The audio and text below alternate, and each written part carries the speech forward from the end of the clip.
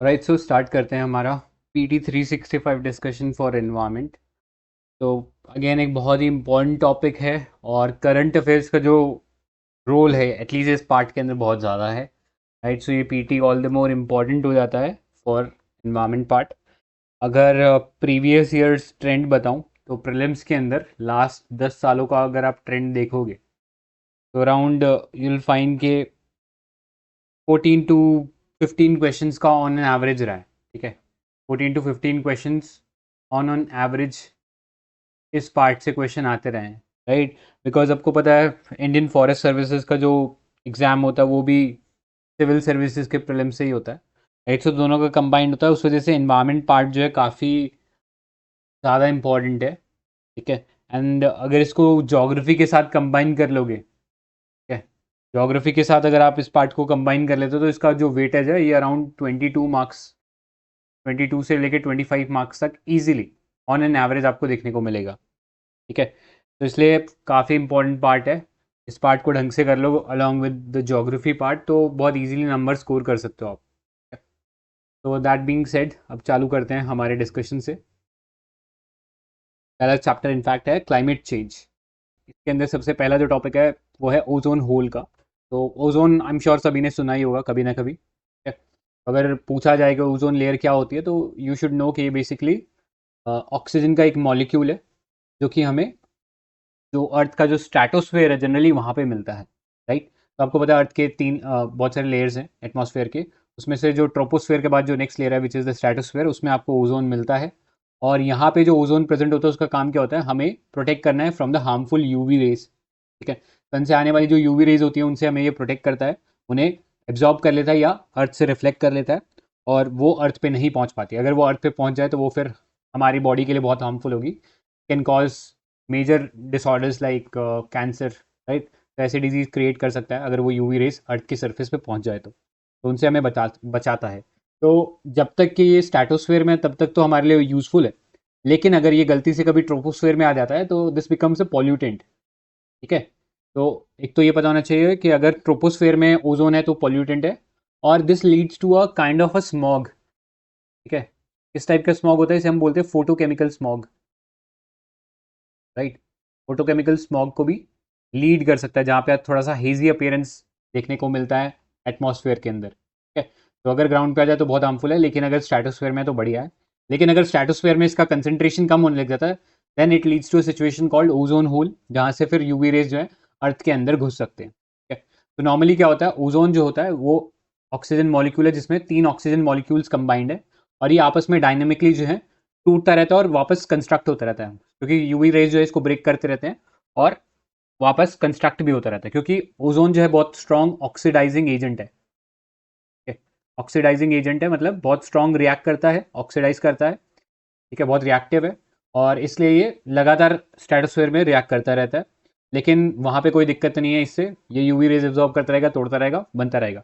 लेकिन कुछ ऐसे सब्सटेंसेस होते हैं जो कि इस ओजोन के साथ बाइंड कर सकते हैं, फॉर एग्जाम्पल क्लोरोफ्लोरोकार्बन। ठीक है, तो क्लोरोफ्लोरोकार्बन जो है वो बेसिकली यहाँ पे आप स्ट्रक्चर भी देख सकते हो, उसमें फ्लोरीन क्लोरीन मॉलिक्यूल्स हैं। ये बेसिकली क्या करता है, इसमें से एक क्लोरीन मॉलिक्यूल निकल के बाइंड कर लेता है एक ऑक्सीजन मॉलिक्यूल के साथ, जिससे क्या बन जाता है, इससे बन जाता है क्लोरीन का एक, जैसे क्लोरीन मोनोऑक्साइड बन जाता है। ठीक है, और इससे ऑक्सीजन जो है फ्री ऑक्सीजन बन जाता है, या नॉर्म जो मॉलिक्यूल है ऑक्सीजन का वो बन जाता है। ठीक है, तो इस तरीके से जो ओजोन चाहिए था for protection against the UV rays वो नहीं प्रेजेंट होता, और इस तरीके से ये जो क्लोरोफ्लोरोकार्बन मॉलिक्यूल जैसे सब्सटेंसेस होते हैं इन्हें ओजोन डिप्लीटिंग केमिकल्स बोलते हैं, बिकॉज ये ओजोन का जो कंसेंट्रेशन है उसको डिक्रीज कर देते हैं। ठीक है, तो ये पता होना चाहिए आपको। अब ओजोन डिप्लीटिंग केमिकल्स की बात करेंगे तो ब्रॉडली ये कैटेगरीज देख सकते हो। पहला है क्लोरोफ्लोरोकार्बन। ठीक है, तो क्लोरोफ्लोरोकार्बन जो है CFC जनरली आपको कहाँ पे देखने को मिलता है, तो ये आपको जनरली जो रिफ्रिजरेंट्स होते हैं या फिर एयर कंडीशनर्स हो गए, जहाँ पे भी आपको कुछ ठंडा काम करना है तो वहाँ पे आप CFCs जनरली यूज़ करते थे, बट अब तो इसको हम फेज आउट कर रहे हैं। नेक्स्ट इसके बाद एक और है हमारे पास हाइड्रोक्लोरोफ्लोरोकार्बन। तो ये भी अगेन रेफ्रिजरेटर्स वगैरह में यूज़ होता है। इसके अलावा हेलोन्स होते हैं, हेलोन्स मतलब हेलोजन ग्रुप। ठीक है, हेलोजन ग्रुप में क्या क्या आता है, यहाँ पे आपका फ्लोरीन आ गया, फ्लोरीन आ गया, ब्रोमीन आ गया। ठीक है, ये जो ग्रुप्स होते हैं इनको हम हेलोजेंस बोलते हैं, और ये भी अगेन बहुत स्ट्रॉन्ग रिएक्शन करते हैं। तो ये भी अगेन बाइंड कर लेते हैं ऑक्सीजन या ओजोन मॉलिक्यूल्स के साथ, ठीक है। और जनरली हेलोन्स कहाँ देखने को मिलते हैं? फायर एक्सटिंग्विशर में देखने को मिलते हैं। इसके अलावा मिथाइल ब्रोमाइड है जो पेस्टिसाइड्स के अंदर देखने को मिलता है। तो ये कुछ गैसेज हैं जो कि ओजोन को डिप्लीट कर सकती हैं, ठीक है। तो इनसे बच के रहना है। तो ये पता होना चाहिए क्या क्या सब्सटेंस और कहाँ कहाँ मिल सकते हैं, बिकॉज यूपीएससी कई बार जनरल क्वेश्चन ऐसे ही पूछ लेता है कि ये वाला मटेरियल कहाँ मिलता है, ये पता होना चाहिए। अब ये जो ओजोन है इसको मेजर हम लोग कैसे करते हैं? तो इसके लिए हम एक यूनिट यूज़ करते हैं या एसआई यूनिट बोलते हैं, इसे बोलते हैं डॉब्सन यूनिट, ठीक है। तो अगर आपको ओजोन की कंसंट्रेशन नापनी है या ओजोन की जो थिकनेस है वो नापनी है, तो ये आप डॉब्सन यूनिट को इस्तेमाल करोगे। तो जनरली अगर हम बोलते हैं कि ओजोन होल की कंडीशन हो गई, तो मतलब वहाँ पे जो ओजोन का जो कंसंट्रेशन है, इसका मतलब ये नहीं होता कि बिल्कुल जीरो हो गया, बट उसका कंसंट्रेशन जो है सफिशिएंट लेवल से कम हो गया। तो सफिशिएंट लेवल कितना है? वो 220 डॉब्सन यूनिट है। यानी अगर इससे नीचे हो गया तो फिर ओजोन जो है वहाँ पे होल क्रिएट हो जाएगा, ठीक है। और एवरेज थिकनेस की बात करें ओजोन लेयर की, तो यू शुड नो कि इसका जो एवरेज थिकनेस है that is 300 Dobson unit, clear? ये पता होना चाहिए। नेक्स्ट, ओजोन डिप्लीटिंग सब्सटेंसेस के बारे में मैंने आपको बता ही दिया कि वो बेसिकली जो ओजोन का जो ऑक्सीजन का जो मॉलिक्यूल है उसके साथ बाइंड कर लेते हैं और जिससे ओजोन का जो प्रेजेंस था उस लेयर के अंदर स्ट्रेटोस्फीयर में वो कम हो जाता है, ठीक है। अब करंटली बात करें तो देखो अभी न्यूज़ में इसलिए है बिकॉज पिछले 2 सालों के अंदर दिस वॉज नोटिस कि जो ओजोन है ओल है वो फिर से लार्जर हो रहा है और थिन हो रहा है। थिन इन द सेंस जो ओजोन का जो थिकनेस है वो थिन हो रही है और जो ओजोन होल है वो बढ़ रहा है। ऑल्दो ये ट्रेंड पिछले कुछ समय में देखा जाए तो कम हो रहा था, बिकॉज हम लोगों ने बहुत सारे जो ओजोन डिप्लीटिंग सब्सटेंसेज हैं इनको यूज से बाहर कर दिया था। लेकिन अभी 2 सालों में फिर से ये चीज़ ट्रेंड उल्टा हुआ है, यानी गलत ट्रेंड वापस चालू हुआ है कि ओजोन होल जो है वो अब बढ़ रहा है, ठीक है। तो ये पता होना चाहिए। तो आगे चलते हैं, पोटेंशियल ड्राइवर्स की बात करते हैं। Potential driver of ozone hole of Antarctica, क्या क्या फैक्टर्स हैं जो कि उस ओजोन होल को बढ़ा रहे हैं ऑन द एंटार्क्टिक रीजन। तो पहला है changes in the Antarctic polar vortex. तो पोलर वॉर्टेक्स एक फिनोमेना है, ज्योग्राफिक फिनोमेना, जिसके बारे में पता होना चाहिए। तो polar vortex are stratospheric wind patterns with vast swirl of low pressure and cold air. तो पोलर वॉर्टेक्स का मतलब एक स्ट्रेटोस्फेयर के ऊपर विंड का एक सर्कुलेशन है जिसके जो कि लो प्रेशर के साथ जाना जाता है और यहाँ पे बहुत कोल्ड हवाएं चलती है, ठीक है। तो याद रखना पोलर वॉर्टेक्स कहीं पे भी पढ़ोगे तो एक तो आपको ये पता होना चाहिए स्ट्रेटोस्फेरिक विंड सर्कुलेशन है और यहाँ पे लो प्रेशर होता है और बहुत कोल्ड एयर होती है, ठीक है। तो ये जनरली जो है दोनों पोल्स पे आपको देखने को मिलता है, साउथ और नॉर्थ पोल दोनों पे देखने को मिलता है। इसके साथ साथ यहाँ पे एक क्लाउड भी होता है which is called as the polar stratospheric clouds, ठीक है। तो स्ट्रेटोस्फेरिक से पता लग जाना चाहिए कि इसका हाइट जो है वो काफ़ी ज़्यादा है, ठीक है। तो ये स्ट्रेटोस्फेयर में लोकेटेड है और फॉर दैट रीजन इस क्लाउड की हाइट जो है ज़्यादा होगी। नॉर्मली अगर हम बात करें ज़्यादातर क्लाउड्स जो है हमें ट्रोपोस्फेयर में देखने को मिलते हैं। और सबसे हाईएस्ट क्लाउड कौन सा होता है ट्रोपोस्फेयर में, किसी को idea? The highest cloud in troposphere? Cirrus. Correct, cirrus होता है। एक बहुत थिन क्लाउड होता है जो कि आपको अराउंड 10 किलोमीटर्स की हाइट के आसपास मिलेगा, राइट। तो ये बहुत ही थिन और बहुत ही ट्रांसक्लूसेंट टाइप का क्लाउड होता है, मतलब बहुत थिक क्लाउड नहीं होता। तो ये जनरली ट्रोपोस्फेयर में तो हाईएस्ट क्लाउड होता है, लेकिन पोलर रीजन में जाओगे तो आपको यहाँ पे पोलर स्ट्रेटोस्फेरिक क्लाउड मिलेगा। तो आपको क्लियर हो जाना चाहिए कि इसका हाइट सर्रस क्लाउड से भी ऊपर होगा। तो this is generally located around 15 to let's say 20 kilometres के आसपास कहीं पे आपको ये देखने को मिलता है, राइट। तो काफ़ी ऊंचा होता है और इनको कॉमनली बोला जाता है नेक्रेशियस क्लाउड्स या मदर ऑफ पर्ल, ठीक है। अब ये नेक्रेशियस क्लाउड और मदर ऑफ पर्ल क्यों बोलते हैं? बिकॉज ये जो है पोलर रीजन्स पे लोकेटेड होते हैं और वहाँ पे आपको पता है बहुत सारे जो सन से आने वाले जो रेडिएशंस होते हैं वहाँ पे चले जाते हैं, ठीक है। खासकर जो इलेक्ट्रॉन्स का जो शावर होता है वो पोल्स की तरफ शिफ्ट हो जाता है, जिसकी वजह से वहाँ पे फिनोमेना देखने को मिलता है अरोरा जैसा, ठीक है। अरोरा या नॉर्दर्न लाइट्स या पोलर लाइट्स बोलते हैं इन्हें। तो ऐसे ही सेम जो है ये रंग बिरंगा क्लाउड होता है, ठीक है। तो बेसिकली रेनबो क्लाउड बोल लो इसको। ये बहुत सारे रंग बिरंगे क्लाउड देखने को मिलेंगे और कहाँ मिलता है? केवल पोलर रीजन में मिलता है। इसकी हाइट बहुत ज़्यादा है, 15 टू 20 किलोमीटर से। और वहाँ पे उतनी हाइट पे जब आप चले जाओगे तो टेम्परेचर आपको बिलो मिलेगा, बिलो -78 डिग्री सेल्सियस, ठीक है। तो ये चीज़ आपको पता होनी चाहिए कि भैया यहाँ पे जो है टेम्परेचर काफ़ी लो है और इसकी वजह से रंग बिरंगा क्लाउड एक देखने को मिलता है, ठीक है। तो एक तो ये रीज़न हो गया। अब ये जो क्लाउड है दिस प्रोवाइड्स ए सरफेस, किसको सरफेस प्रोवाइड करता है? This provide surface to ozone depleting substances, ठीक है। Ozone depleting substances like chlorofluorocarbon, hydrochlorofluorocarbon, ऐसे सब्सटेंसेस को ये सरफेस प्रोवाइड करता है। तो क्या होता है आपको पता है कि सपोज ये अर्थ है हमारा, ठीक है, और ये हमारा ट्रोपोस्फेयर हो गया। तो यहाँ से सपोज ज़्यादातर जो ओजोन डिप्लीटिंग सब्सटेंसेज हैं वो इन रीजन से रिलीज होते हैं, ठीक है, बिकॉज ज़्यादातर पॉपुलेशन जो है आपको 30 या 0 से लेके 40 degree north and south latitude के अंदर ही ज़्यादातर पॉपुलेशन मिलेगी, ठीक है।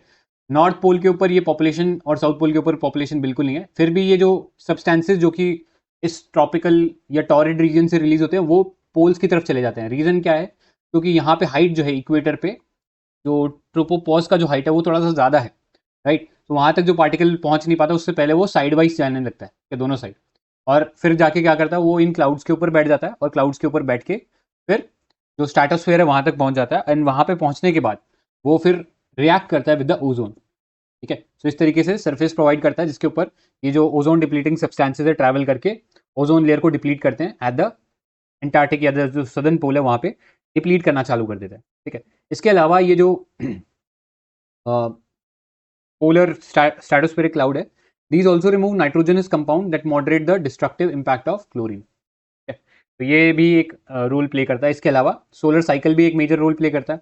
अगर सोलर साइकिल बहुत ज़्यादा इंटेंस है तो वहाँ पे सन से निकलने वाले जो एमिशंस होंगे ज़्यादा होंगे, ऐसे में हो सकते हैं और ज़्यादा पावरफुल वहाँ पे यूवी रेज निकले, ठीक है। तो ये सारे रीजंस थे which basically drives the basically the area of the ozone hole over the Antarctic. अब इससे एक रिलेटेड न्यूज़ आपको और पता होना चाहिए। एक है वॉल्केनिक इरप्शन और उसका इम्पैक्ट क्या होता है ओजोन लेयर के ऊपर। तो अभी रिसेंटली एक वॉल्केनिक इरप्शन हुआ था, तो अपने को पता होना चाहिए वॉल्केनो वगैरह अभी कहाँ है, क्योंकि करंट अफेयर्स में जो रहते हैं ना वॉल्केनो वो यूपीएससी ने पूछे हुए, right. If you remember I think शायद 2022 के अंदर ही पूछ लिया था, टाल वॉल्केनो एक बार पूछ लिया था। तो आपको पता होना चाहिए कि भैया ये वाला वॉल्केनो कहाँ है। तो ये वॉल्केनो का नाम था हुंगा हाफी वॉल्केनो, ठीक है। बड़ा लंबा सा नाम है, बस इतना याद रख लेना हुंगा टोंगा। ये अगर वॉल्केनो लिख के आ जाए तो यू शुड नो कि ये कहाँ पे है। तो ये जो हुंगा टोंगा है ये टोंगा आइलैंड्स है, ठीक है। पता है किसी को टोंगा आइलैंड्स कहाँ पड़ते हैं? Any idea anyone? हवाई? नहीं, साउथ ईस्ट एशिया? नहीं साउथ ईस्ट एशिया नहीं है। यहाँ पे देखो ओशनिया रीजन में पड़ता है, ठीक है। यहाँ पे आप देख सकते हो, ये दिख रहा है ट्रॉपिक ऑफ कैप्रिकॉन से थोड़ा सा ऊपर अगर आप देखोगे, सॉरी ट्रॉपिक ऑफ कैप्रिकॉन से थोड़ा सा ऊपर देखो, यहाँ पे आपको दिखेगा ऑस्ट्रेलिया के टुवर्ड्स ईस्ट में, यहाँ पे दिख रहा है, दिस इज टोंगा आइलैंड्स। तो लोकेशन थोड़ा सा आइडिया होना चाहिए। That is located in the Oceania region. यहाँ पे फीजी वगैरह जो कंट्रीज है वो सब आ जाते हैं। कोरल सी है, नीचे साउदर्न पैसिफिक ओशन है, तो इस रीजन के आसपास ये टोंगा आइलैंड्स जो है पड़ते हैं, ठीक है। तो अगेन मैपिंग वाला भी पार्ट इंपॉर्टेंट है, भाई तो मैं पीडीएफ में डाल दिया है। पीडीएफ में अगर आप एनलार्ज वगैरह करके देख लेना आपको पता लग जाएगा, ठीक है, कौन सा रीजन कहाँ पे है, बिकॉज ये पता होना चाहिए। ऑलराइट, आगे चलते हैं। तो ये तो हम लोगों ने डिस्कस कर लिया कि होंगा हाफी वॉल्केनो है, ये बेसिकली टोंगा जो आर्चिपेलागो है वहाँ पे पड़ता है। लोकेशन हम लोगों ने इसका देख लिया, ठीक है। तो यहाँ पे बेसिकली एक वॉल्केनिक इरप्शन हुआ था जिसके बाद साइंटिस्ट ने रियलाइज़ किया ये जो वॉल्केनिक इरप्शन है इसका भी एक इफेक्ट होता है हमारे जो ओजोन लेयर है उसके ऊपर, ठीक है। तो क्या क्या इंपैक्ट होता है ये पता होना चाहिए। एक तो आपको पता है वॉल्केनिक जब इरप्शन होता है उसमें से बहुत सारा जो अर्थ के अंदर जो डेब्रिस होता है, अर्थ के अंदर जो गैसेज होते हैं, मिनरल्स होते हैं, वो बाहर आ जाते हैं, ठीक है। तो ऐसे में गैसेज के साथ साथ वाटर वेपर भी बाहर आ जाता है, ठीक है। तो वाटर वेपर का एक प्लम्यूल होता है, ठीक है। तो वाटर वेपर का सपोज एक गुब्बारा सा हो गया जो कि ये रिलीज करता है और ये स्ट्रेटोस्फेयर तक जा सकता है। और आपको पता है जो वाटर वेपर्स होते हैं ये भी एक ग्रीन हाउस एमिशन गैस बोल सकते हो उसे, ठीक है। तो ग्रीन हाउस एमिशन गैस की कैटेगरी में से हम डाल सकते हैं, ठीक है, राइटिंग GH। तो ग्रीन हाउस गैस एमिशन की कैटेगरी में आप वाटर वेपर को भी डाल सकते हो, बिकॉज वाटर वेपर्स भी जो हैं वो बहुत अमाउंट में हीट एब्जॉर्ब करते हैं, ठीक है। और उससे जो है ग्लोबल वार्मिंग बढ़ता है, ठीक है। नेक्स्ट, इंजेक्ट करता है क्वांटिटीज ऑफ सल्फर डाइऑक्साइड। तो sulphur dioxide basically facilitate the chemical conversion of chlorine making it more reactive, ठीक है। जब सल्फर निकलता है तो वो ज़्यादा रिएक्टिव बना देता है क्लोरीन को, और क्लोरीन आपको पता है अगेन एक ओजोन डिप्लीटिंग सब्सटेंस की तरह काम करता है, ठीक है। तो उसको और पावरफुल बनाता है या और रिएक्टिव बनाता है ये जो सल्फर डाइऑक्साइड जो कि निकलता है वॉल्केनोज से। नेक्स्ट, इससे और भी कुछ केमिकल्स निकलते हैं जैसे halogens like bromine, hydrogen chloride जिससे अगेन क्लोरीन निकलेगा, ठीक है। तो ये सब वॉल्केनिक इरप्शंस की वजह से ओजोन डिप्लीटिंग सब्सटेंस पैदा होते हैं। प्लस इसके साथ साथ जो पार्टिकल्स निकलते हैं वॉल्केनिक इरप्शन से वो सरफेस प्रोवाइड करते हैं for the ozone depleting substances. तो ओजोन डिप्लीटिंग सब्सटेंसेस उनके ऊपर बैठ के ट्रैवल कर सकते हैं टुवर्ड्स द पोलर रीजन, और वहाँ पे फिर वो स्ट्रेटोस्फेयर एक जो ओजोन है उसके साथ रिएक्ट करके वहाँ पे ओजोन होल क्रिएट कर सकते हैं। ठीक है, तो आई होप यहाँ से जो रिलेशन है क्लियर हो गया होगा between the volcanic eruption and the ozone hole. इसके अलावा एक और फेमस वॉल्केनो था जो पता होना चाहिए आपको, विच इज़ माउंट पिनाटुबो। तो थोड़ा सा नाम से ही आप गेस भी कर सकते हो, पीना या पिनो जो है जनरली फिलीपींस के लोगों को बोला जाता है। तो माउंट पिनाट्यूबो जो है ये फिलीपींस में एक वॉल्केनो था। उसमें भी जब इरप्शन हुआ था तो उससे रियलाइज़ किया गया कि भैया इससे जो है कहीं ना कहीं ओजोन का जो डेप्थ है वो कम हो रही है। ठीक है, तो this was all about the ozone layer. इसमें किसी को कुछ ऐड करना है या कोई डाउट है तो पूछिए। एक स्टेटमेंट था पीवाई 2011 के पीवाईक्यू में आया था, तो ट्रू और फॉल्स बताना। The presence of ozone causes reflection of radio waves to earth. वो तो आइनोस्फीयर है ना। करेक्ट, तो फॉल्स ही है। इजी था, इजी वाला था। और ओजोन वर्ल्ड पे भी था वैसे पीवाईक्यू। और इस साल जो जियो साइंटिस्ट का एग्जाम हुआ है ना, यूपीएससी कंडक्ट करती है, उसमें भी एक क्लोरोफ्लोरोकार्बन एंड ओजोन के रिलेशन पे एक क्वेश्चन था, मतलब थीम ही है वैसे। वियना प्रोटोकॉल कब साइन हुआ था? 1985। राइट, 85। और मॉन्ट्रियल प्रोटोकॉल? वो तो अभी आएगा वहाँ पे डिस्कस कर लेंगे। ठीक है, अच्छा, हाँ, आगे। ठीक है सर। क्योंकि इस बार ना ये थीम ही रहा है, बिकॉज न्यूज़ में भी है, तो आई गेस वो पूछा गया जो जियो साइंटिस्ट में पूछा गया ना, तो वो क्योंकि करंट अफेयर्स में था तो डेफिनेटली आगे भी पूछा जा सकता है हमारे प्रीलिम्स में भी। ठीक है, वो थोड़ा सा थीम इंपॉर्टेंट है। तो नेक्स्ट आई थिंक वही देख लेते हैं, मॉन्ट्रियल प्रोटोकॉल देखो नेक्स्ट। एक क्वेश्चन है, इनकमिंग सोलर रेडिएशन जो होती है वो शॉर्ट वेव रेडिएशन है या long wave radiation? Short wave. और जो टेरेस्ट्रियल होती है वो लॉन्ग वेव होती है। Yes, correct. Incoming short wave है और जो आउट गोइंग है वो लॉन्ग वेव है। तो लॉन्ग वेव को हमेशा कार्बन डाइऑक्साइड जो है वो एब्जॉर्ब कर लेता है। ठीक है, ये पता होना चाहिए। आगे चलो, नेक्स्ट डिस्कस करते हैं मॉन्ट्रियल प्रोटोकॉल। तो अभी इंडिया ने सरपास किया है Montreal protocol targets as per the ministry of environment, forest and climate change, और ये उन्होंने यूएनडीपी का अपना जो रिपोर्ट पेश किया उसमें बताया भी है। ठीक है, तो पहले देख लेते हैं मॉन्ट्रियल प्रोटोकॉल क्या है। तो मॉन्ट्रियल प्रोटोकॉल बेसिकली देखो तीन चीज़ें होती हैं एनवायरनमेंट वाले पार्ट में, तीन चीज़ें पढ़ोगे। एक पढ़ोगे कन्वेंशन, और एक उसमें प्रोटोकॉल, एक पढ़ोगे conference. Right, conference basically meeting of parties हो गया, मतलब लोग आते हैं मिलते हैं।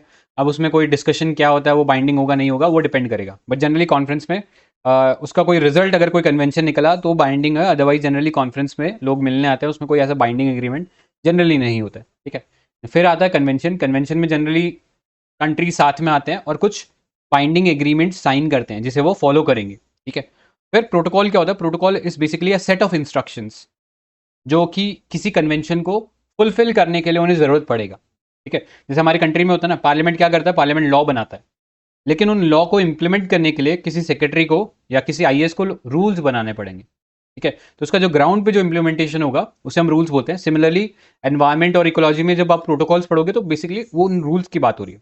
ठीक है, तो तीनों टर्म्स में डिफरेंस क्लियर हो जाना चाहिए, कन्वेंशन में क्या है, प्रोटोकॉल में क्या है, और कॉन्फ्रेंस में क्या है। अब जो मॉन्ट्रियल प्रोटोकॉल है तो नाम से ही समझ में आ गया होगा, basically it's a set of instruction under some convention. तो बेसिकली कन्वेंशन कौन सा है? कन्वेंशन है वियना कन्वेंशन। और वियना कन्वेंशन जैसे सर ने पूछा था 1985 में अडॉप्ट हुआ था, and it was for the protection of the ozone layer. ठीक है, तो आपसे पूछा जाए भैया वियना कन्वेंशन किस लिए था, तो you should no it was for the protection of ozone layer. और फिर उसको इंप्लीमेंट करने के लिए हम लोगों ने मॉन्ट्रियल प्रोटोकॉल लेके आए थे। ठीक है, तो मॉन्ट्रियल प्रोटोकॉल बेसिकली फोकस किस पे करता है? तो it's a global environmental treaty which eliminates the production and use of ozone depleting substances। ठीक है, जो सब्सटेंस ओजोन को खत्म करते हैं उन सब्सटेंसेस को हम लोग एलिमिनेट करने की कोशिश कर रहे हैं यहाँ पे। ठीक है, तो ये पता होना चाहिए। और इस ट्रीटी या इस प्रोटोकॉल के बारे में एक खास बात ये है कि it is the first universally ratified treaty of UN. ठीक है, मतलब ये एकमात्र ऐसी ट्रीटी है या सबसे पहला ट्रीटी है जिसे वर्ल्ड की सारी कंट्रीज ने एक्सेप्ट किया है। ठीक है, रैटिफाई का मतलब क्या होता है? एक तो होता है साइन करा है, ठीक है, और दूसरा स्टेप उसमें होता है रेटिफाई करा है। तो साइन मतलब कि आपने बस एग्रीमेंट करके आए हैं, हमारे हेड ऑफ स्टेट गए, उनको लगा कि हाँ ये चीज़ सही है तो वो साइन करके आ गए। रेटिफाई तब होता है जब हम एक्चुअली अपने जो डोमेस्टिक लेजिस्लेशन में उसे इम्प्लीमेंट कर देते हैं। ठीक है, सो उसे हम रैटिफिकेशन बोलते हैं। तो ये ओनली यूनिवर्सली रैटिफाइड ट्रीटी है। तो आपको क्लियर होना चाहिए, जब रैटिफाइड वर्ड लिखा है तो इसका क्या मतलब है कि उनका जो डोमेस्टिक लेजिस्लेशन है उसके अंदर इसको इंप्लीमेंट करने के लिए उन्होंने चेंजेस किए हैं। क्लियर? तो ये पता होना चाहिए। अब आगे चलते हैं। वर्ल्ड ओजोन डे भी हम लोग सेलिब्रेट करते हैं। कब होता है ये? 16 सितंबर को सेलिब्रेट किया जाता है। ठीक है, अब आपको ये पता लग गया कि देखो मॉन्ट्रियल प्रोटोकॉल आया था ओजोन डिप्लीटिंग सब्सटेंसेस को फेज आउट करने के लिए, एलिमिनेट करने के लिए। तो हमारे पास ओजोन डिप्लीटिंग सब्सटेंस कौन से थे? These were CFC and HCFC, हाइड्रोक्लोरोफ्लोरोकार्बन्स। ठीक है, ये दो सब्सटेंस से ओजोन डिप्लीटिंग थे, राइट। तो इनको एलिमिनेट करने के लिए हम लोगों ने एक नया केमिकल बनाया विच वॉज HFC। सुना ही होगा सब लोगों ने। ये क्या था? हाइड्रोफ्लोरोकार्बन्स, HFC। ये अगेन CFC और HCFC को रिप्लेस करके हम लोग HFC यूज करने लग गए। लेकिन ये जो सब्सटेंस था, मतलब initially it appeared as a hero. ठीक है, ये तो विलन थे ही, CFC वगैरह तो विलन ही थे, ये हीरो लग रहा था क्योंकि ये जो था ये बेसिकली ओजोन डिप्लीट नहीं कर रहा था। लेकिन बाद में धीरे धीरे पता लगा कि ये भी विलन ही है, इन द सेंस कि ये ग्लोबल वार्मिंग क्रिएट करा था। ये ग्लोबल वार्मिंग गैस था। ठीक है, GHG था, ग्रीन हाउस गैस था या ग्लोबल वार्मिंग गैस था। ठीक है, तो इसको ध्यान में रखते हुए एक अमेंडमेंट किया गया मॉन्ट्रियल प्रोटोकॉल में। उस अमेंडमेंट को क्या बोलते हैं? उसको बोलते हैं किगाली अमेंडमेंट। ठीक है, ये पता होना चाहिए किगाली अमेंडमेंट क्यों आया। बिकॉज हम लोग जो HFCs यूज कर रहे थे they turned out to be greenhouse gases. ठीक है, तो उसको फिर फेज आउट करने के लिए हम लोगों ने इसमें अमेंडमेंट किया। ये जो HFCs भी हम लोग यूज करें, अब हम इन्हें भी फेज आउट करेंगे और इनकी जगह कोई ऑल्टरनेटिव प्रोडक्ट लेके आएंगे। ठीक है, तो ये चीज़ पता होना चाहिए। कब आया Kigali amendment? It was adopted in 2016 to phase down the consumption of hydrofluorochlorocarbons. और इसके अंडर कंट्रीज को 3 ग्रुप्स में डिवाइड किया गया। ये इंपॉर्टेंट है। Countries were divided into 3 groups with 4 step path to achieve 80% reduction in HFCs by the year 2047। Right, अभी हमारा भी विजन चल रहा है कंट्री का, विकसित भारत है 2047। ठीक है, तो ऐसे भी आप याद रख सकते हो कि जो किगाली अमेंडमेंट के थ्रू या मॉन्ट्रियल प्रोटोकॉल के थ्रू अभी हम 2047 तक एम कर रहे हैं two phase out the HFCs across the world. ठीक है, एटलीस्ट 80% तो उसका रिडक्शन कर देना है। तो याद रखना 3 ग्रुप्स है कंट्रीज के और 4 स्टेप पाथ जो है सभी कंट्रीज को फॉलो करना है। क्लियर? तो ये पता होना चाहिए। नेक्स्ट, इंडिया और मॉन्ट्रियल प्रोटोकॉल की बात करें तो India became a party to the Vienna convention in 1991 and the Montreal protocol in 1992। ठीक है, तो वो जो कन्वेंशन आए थे उनको थोड़ा सा लेट ज्वाइन किया हम लोगों ने, बट एनीवेज हम अर्लीस्ट मेंबर्स में से हैं। अब इंडिया में आपको पता है मिनिस्ट्री ऑफ एनवायरमेंट जो है इसको इंप्लीमेंट कर रहा है और इंडिया ने रेटिफाई किया किगाली अमेंडमेंट इन 2021। तो ये भी इंपॉर्टेंट इन्फॉर्मेशन आपके लिए। तो इंडिया, क्योंकि इंडिया भी वही 4 स्टेप जो प्रोग्राम है एलिमिनेशन का उसको चालू कर रखा है, तो इंडिया का जो इसमें टारगेट है वो है 10% reduction in HFC production by year 2032। फिर नेक्स्ट टारगेट होगा 20% बाई ईयर 2037। फिर नेक्स्ट टारगेट होगा 30 बाई 2042 एंड 85% इन ईयर 2047। ठीक है, तो ये ईयर्स याद रखना जरूरी नहीं है, बस इतना याद रख लेना 2047 तक हम एलिमिनेट कर लेंगे। ठीक है, अब बात करते हैं न्यूज़ में क्यों था। बिकॉज इंडिया का अचीवमेंट है अंडर द मॉन्ट्रियल प्रोटोकॉल जो अपने को पता होना चाहिए। इंडिया ने एक्सीड कर दिया है, मतलब जो टारगेट्स अचीव करने का जो साइकिल था जो अभी हम लोगों ने देखा, इंडिया ने उसे एक्सीड कर दिया। तो India exceeded the 35% HCFC phase out goal, right, और 44% रिडक्शन अचीव कर लिया फ्रॉम द 2020 बेस लाइन। इसके अलावा हम लोगों ने एलिमिनेट कर लिया HCFC 141B। ठीक है, जो कि अगेन एक कूलिंग एजेंट की तरह इस्तेमाल होता है या एक ब्लोइंग एजेंट की तरह इस्तेमाल होता है in basically production of polyurethane foam. ठीक है, तो पता होना चाहिए कहाँ यूज़ हो रहा है। ब्लोइंग एजेंट की तरह भी यूज़ होता है और रिफ्रिजरेंट की तरह भी यूज़ होता है। तो दोनों में हम लोग इसको फेज आउट करने की कोशिश कर रहे हैं। ठीक है, इसके अलावा कुछ और इंपॉर्टेंट स्टेप्स की बात करें जो इंडिया ने लिए, तो पहला था phase out of chlorofluorocarbon, carbon tetrachloride, halons, ये सारे अगेन ओजोन डिप्लीटिंग सब्सटेंस है जिसे हम लोगों ने फेज आउट कर दिया है। इसके अलावा HFCs phase out management plan, जिसके बारे में अभी हम लोग बात कर रहे थे कि जो HFCs है उसको फेज आउट करना अंडर द किगाली एग्रीमेंट, उसको लिए हम लोगों ने एक प्लान बना रखा है। उस प्लान का स्टेज 2 चल रहा है। ठीक है, the stage 2 is currently under implementation from 2017 और 2024 तक ये रन करेगा, ये पता होना चाहिए। And next is India's cooling action plan ICAP। तो ये बेसिकली रिड्यूस करेगा कूलिंग डिमांड एंड रिफ्रिजरेशन की जो डिमांड है इंडिया के अंदर by adopting energy efficiency and better technology options by year 2037-38. ठीक है, तो these were some of the details that you should know about the Montreal protocol and India's achievement under that Montreal protocol. ठीक है, इतने part में कोई addition, कोई doubt है किसी को, बताइए. एक बार आपने बोला था कि वो N2O जो है नाइट्रस ऑक्साइड वो ग्रीन हाउस गैस है और NO और NO2 जो है वो पोल्यूटेंट है और कूलिंग एजेंट की तरह एक्ट होते हैं. और जो NO2 है वो हेल्प करता है फॉर्मेशन ऑफ ट्रोपोस्फेरिक ओजोन. तो जस्ट एडिशन था, तो मैं ग्रुप में पोस्ट कर देता हूँ इसको. कूल है. और तो ये भी अगेन पता होना चाहिए. देखो बहुत बार कंफ्यूज हो जाते हैं NO2 में और N2O में. ठीक है, तो ये वाला जो है this is a greenhouse gas. ये वाला जो है ये कूलिंग या पोल्यूटेंट भी है. ठीक है, तो ये एसिड रेन भी बनाता है नाइट्रिक ऑक्साइड बना के. ठीक है, तो वो पता होना चाहिए. आगे चलते हैं. नेक्स्ट देखो, स्टेट ऑफ क्रायोस्फीयर 2023.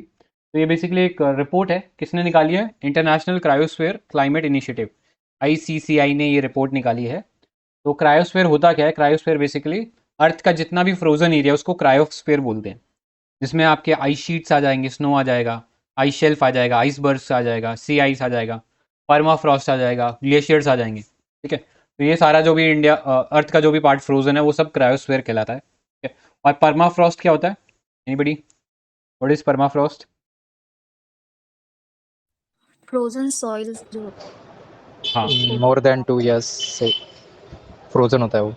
मतलब जो टॉप सॉइल है ना उसके नीचे का जो पार्ट है वो फ्रोजन है. जनरली कहाँ देखने को मिलता है? ये वाला पार्ट आपको देखने को मिलेगा साइबेरिया में. ठीक है, साइबेरिया वगैरह जो रशिया का जो पार्ट है ना, जहाँ पे आपको टुंड्रा टाइप का क्लाइमेट मिलेगा या बोरियल टाइप का जो क्लाइमेट मिलेगा, वहाँ वेजिटेशन जो मिलेगा आपको, वहाँ पे आपको परमाफ्रॉस्ट देखने को मिलता है. ठीक है, तो अब क्या होता है, क्रायोस्फीयर मेल्ट होता है तो ये सभी चीज़ें मेल्ट होती है. आइस शीट भी मेल्ट होता है, परमाफ्रॉस्ट भी मेल्ट होता है, ग्लेशियर्स भी मेल्ट होते हैं. ठीक है, राइट. सो इसकी वजह से क्या हो रहा है? इससे जो ग्लोबल वार्मिंग इफेक्ट है ये और इंक्रीज हो रहा है.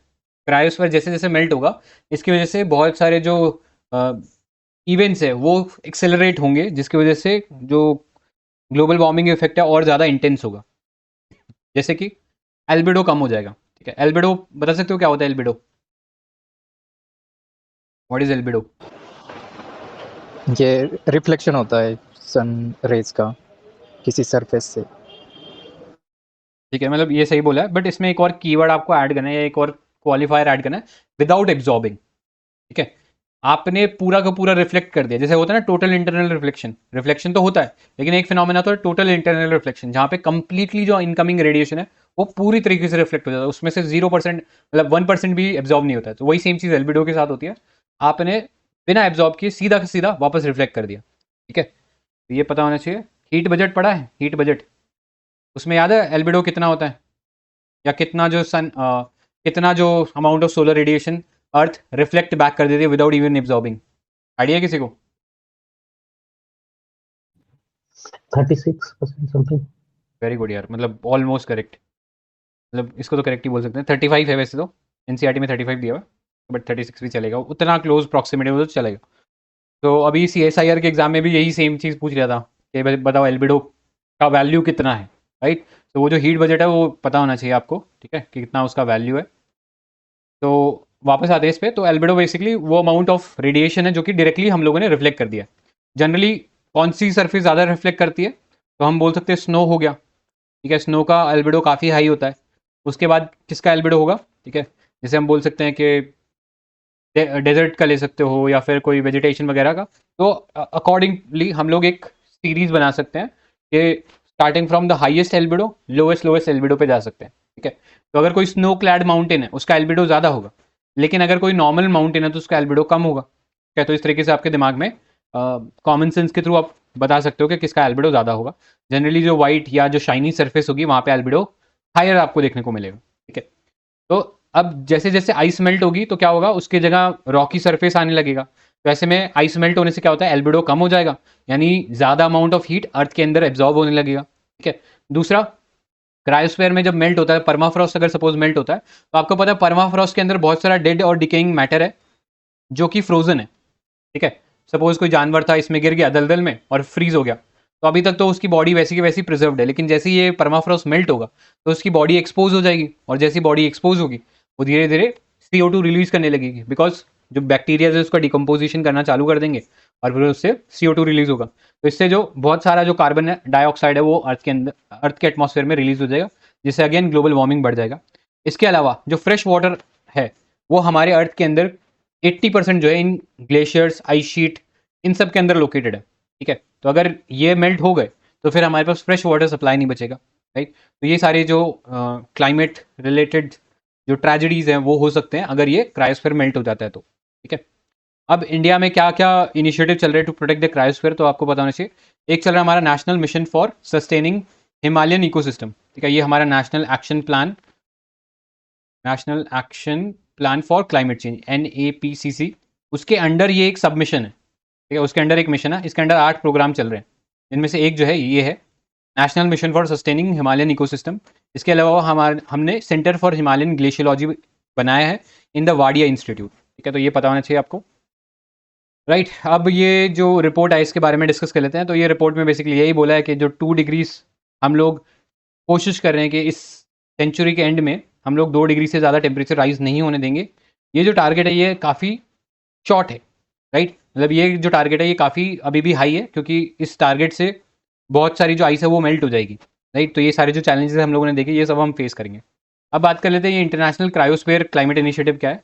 ये बेसिकली एक network of expert and researchers है जो वर्क करते हैं गवर्नमेंट और डिफरेंट ऑर्गेनाइजेशन के साथ टू प्रोटेक्ट अर्थ क्रायोस्फीयर, ठीक है। तो कभी भी कोई ऑर्गेनाइजेशन देखो तो एक तो ये पता होना चाहिए क्या वो गवर्नमेंटल बॉडी है, ठीक है, या फिर उसमें प्राइवेट इंडिविजुअल्स भी इन्वॉल्व है, राइट। सो जनरली ये इनिशिएटिव और अलायंसेस इस टाइप की जब टर्म्स आएंगी तो जनरली ये प्राइवेट पार्टीज भी इन्वॉल्व होंगी इसके अंदर। लेकिन जब भी कोई ट्रीटी कन्वेंशन आता है तो वहाँ पे जनरली हम देखते हैं कि वहाँ पे केवल कंट्रीज इन्वॉल्व होती हैं, ठीक है। तो एक वही स्किल वाली बात है कि अगर आप ये चीज़ों को फिगर आउट कर लोगे तो डेफिनेटली अगर आप एक एनालिटिकल गेस भी ले लोगे वहाँ पे जाके पेपर में तो डेफिनेटली आपका आंसर निकल ही आएगा सही, ठीक है। तो इसलिए ये चीज़ों पे थोड़ा सा ध्यान देने की ज़रूरत है। ये छोटी छोटी चीज़ें अगर क्रैक कर ली ना आपने तो फिर डेफिनेटली जो मार्क्स अभी नहीं आ पा रहे उस डिजायर्ड लेवल पे तो डेफिनेटली आने लगेंगे धीरे धीरे, ठीक है। तो दैट बीइंग सेड अब चलते हैं आगे। आई होप इसमें तो कोई डाउट नहीं होगा। नेक्स्ट देखो ice melt in west Antarctica. तो अभी एंटार्क्टिका के क्वेश्चन पूछना था मुझे। हाँ बोलिए। मेथुसेला माइक्रोब्स क्या होते हैं, पता है क्या? बताओ क्या होता है। Metusela microbes are also known as zombie virus. So those are trapped in the permafrost. Hmm They are हाँ zombie expected to virus था। be next pandemic. ये Expected जो to cause the next pandemic. Permafrost के basically अगर defrost हो जाता है permafrost तो उसमें जो पुराने वायरसेस, डिजीज, पैथोजन वो भी एक्सपोज हो जाएंगे। तो उनमें से एक ये ज़ॉम्बी वायरस भी है। हाँ, इसी को मेथुसेला माइक्रोब्स बोलते हैं, क्योंकि पूछेगा तो zombie virus नहीं पूछेगा, मेथुसेला माइक्रोब पूछेगा वो। बोले तो याद रखना इसको, ठीक है। आगे चलते हैं। नेक्स्ट देखो ice melt in west Antarctica. तो अभी यहाँ पे भी अगेन आइस मेल्टिंग हो ही रही है, ऊपर आर्टिक में भी हो रही है, नीचे एंटार्क्टिक में भी हो रही है, राइट। सो अगेन इतना इंपॉर्टेंट नहीं है इसके बारे में, ये डिटेल फालतू दी हुई है, इतना कोई काम का नहीं है कि कैसे आइस मेल्ट होती है, कोई आपसे पूछेगा नहीं, ठीक है। उसका क्रोनोलॉजी बताइए, बस आपको थोड़ा बहुत लोकेशन के बारे में आइडिया होना चाहिए। तो इस इमेज से आप बस थोड़ा सी देख लो कि क्या क्या चीज़ होती है।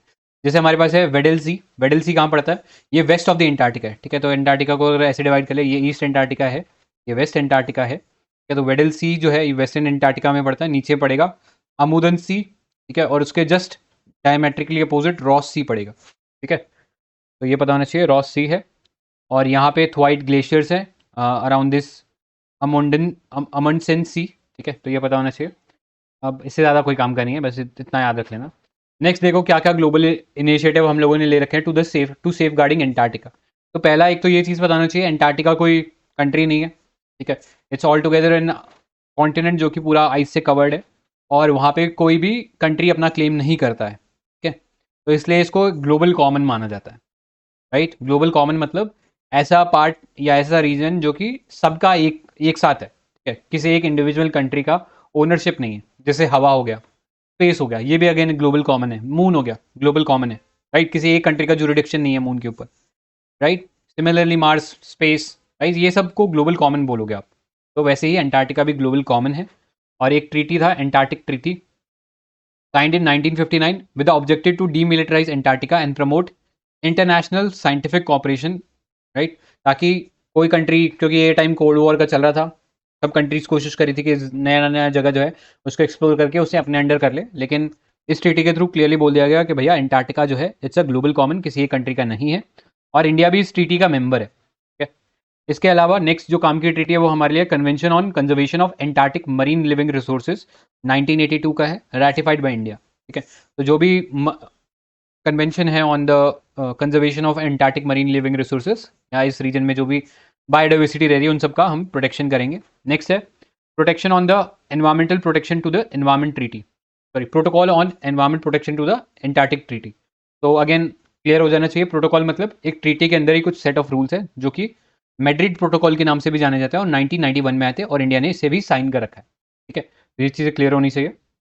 अब बात करते हैं इंडिया का क्या रोल है एंटार्क्टिक में। तो हमारा जो इंडियन एंटार्क्टिक प्रोग्राम चल रहा है उसके अंडर हम लोगों ने 3 रिसर्च बेसिस बनाए एंटार्क्टिका में, तीनों के नाम पता होना चाहिए। पहला है दक्षिण गंगोत्री, फिर है मैत्री और फिर है भारती, ठीक है। तो दक्षिण गंगोत्री तो अब पुराना हो चुका है, वो अब डिफंक्ट हो गया है, बट अब हमारे पास केवल 2 ऑपरेशनल यहाँ पे रिसर्च स्टेशन है, विच इज़ मैत्री एंड भारती, ठीक है। दोनों के नाम पता होने चाहिए, मैत्री भारती। आर्टिक सर्कल में कौन सा है हमारा रिसर्च स्टेशन, को बता सकता है? हिमाद्री। हिमाद्री एंड इंडार्क। हिमाद्री है, ठीक है, तो याद रखना। अब रिसेंटली, मतलब रिसेंटली तो नहीं, अब तो 2 साल हो गए इस बात को, एक एंटार्क्टिका एक्ट भी आया था हमारे पास 2022 के अंदर। तो इंडिया ने बेसिकली जो एंटार्क्टिका ट्रीटी है उसको इम्प्लीमेंट करने के लिए ये जो एंटार्क्टिका एक्ट था इसको पास किया था, राइट। और बाकी जो प्रोटोकॉल से इससे रिलेटेड उन सबको इफेक्ट देने के लिए ये जो एक्ट था इसको पास किया गया था। इसके थ्रू एक कमेटी का एस्टैब्लिशमेंट है, committee on Antarctic governance and environmental protection, ठीक है। एक कमेटी बनी जिसके थ्रू जो भी इंडिया के आर्टिक प्रोग्राम्स होंगे उनको मैनेज किया जाएगा। इसके साथ साथ एक परमिट सिस्टम होगा। लेट्स से मेरे को कभी एंटार्क्टिका में जाके कोई मिशन कंडक्ट करना है, तो अब मुझे पहले सेंट्रल गवर्नमेंट से परमिशन लेनी पड़ेगी, ठीक है। और वो परमिशन के थ्रू मुझे एक परमिट मिलेगा और उस परमिट के थ्रू ही मैं वहाँ पे जाके कुछ काम कर सकता हूँ। इसके अलावा एक एंटार्क्टिका, याद रखना है इसको, ठीक है। आगे चलते हैं। नेक्स्ट देखो, ice melt in west Antarctica. तो अभी यहाँ पे भी अगेन आइस मेल्टिंग हो ही रही है, ऊपर आर्टिक में भी हो रही है, नीचे एंटार्क्टिक में भी हो रही है, राइट। सो अगेन इतना इंपॉर्टेंट नहीं है इसके बारे में, ये डिटेल फालतू दी हुई है, इतना कोई काम का नहीं है कि कैसे आइस मेल्ट होती है, कोई आपसे पूछेगा नहीं, ठीक है। उसका क्रोनोलॉजी बताइए, बस आपको थोड़ा बहुत लोकेशन के बारे में आइडिया होना चाहिए। तो इस इमेज से आप बस थोड़ा सी देख लो कि क्या क्या चीज़ होती है। जैसे हमारे पास है वेडल सी। वेडल सी कहाँ पड़ता है? ये वेस्ट ऑफ द एंटार्क्टिका है, ठीक है। तो एंटार्क्टिका को अगर ऐसे डिवाइड कर ले, ये ईस्ट एंटार्क्टिका है, ये वेस्ट एंटार्क्टिका है, ठीक है। तो वेडल सी जो है ये वेस्टर्न एंटार्क्टिका में पड़ता है। नीचे पड़ेगा अमुदन सी, ठीक है, और उसके जस्ट डायमेट्रिकली अपोजिट रॉस सी पड़ेगा, ठीक है। तो ये पता होना चाहिए, रॉस सी है। और यहाँ पे थ्वाइट ग्लेशियर्स है अराउंड दिस अमंडसेन सी, ठीक है। तो ये पता होना चाहिए। अब इससे ज़्यादा कोई काम का नहीं है, बस इतना याद रख लेना। नेक्स्ट देखो क्या क्या ग्लोबल इनिशिएटिव हम लोगों ने ले रखे हैं टू सेफ गार्डिंग एंटार्क्टिका। तो पहला एक तो ये चीज़ बताना चाहिए, एंटार्क्टिका कोई कंट्री नहीं है, ठीक है। It's all together an continent जो कि पूरा आइस से कवर्ड है, और वहाँ पे कोई भी कंट्री अपना क्लेम नहीं करता है, ठीक है। तो इसलिए इसको ग्लोबल कॉमन माना जाता है, राइट। ग्लोबल कॉमन मतलब ऐसा पार्ट या ऐसा रीजन जो कि सबका एक साथ है, ठीक है। किसी एक इंडिविजुअल कंट्री का ओनरशिप नहीं है, जैसे हवा हो गया, स्पेस हो गया, ये भी अगेन ग्लोबल कॉमन है। मून हो गया, ग्लोबल कॉमन है, राइट। किसी एक कंट्री का जुरिडिक्शन नहीं है मून के ऊपर, right. Similarly Mars, space, right, ये सब को ग्लोबल कॉमन बोलोगे आप। तो वैसे ही एंटार्क्टिका भी ग्लोबल कॉमन है। और एक ट्रीटी था Antarctic treaty signed in 1959 with the objective to demilitarize Antarctica and promote international scientific cooperation, right. ताकि कोई कंट्री, क्योंकि ये टाइम कोल्ड वॉर का चल रहा था, सब कंट्रीज कोशिश करी थी कि नया नया जगह जो है उसको एक्सप्लोर करके उसे अपने अंडर कर ले, लेकिन इस ट्रीटी के थ्रू क्लियरली बोल दिया गया कि भैया एंटार्क्टिका जो है इट्स अ ग्लोबल कॉमन, किसी एक कंट्री का नहीं है, और इंडिया भी इस ट्रीटी का मेंबर है, ठीक है।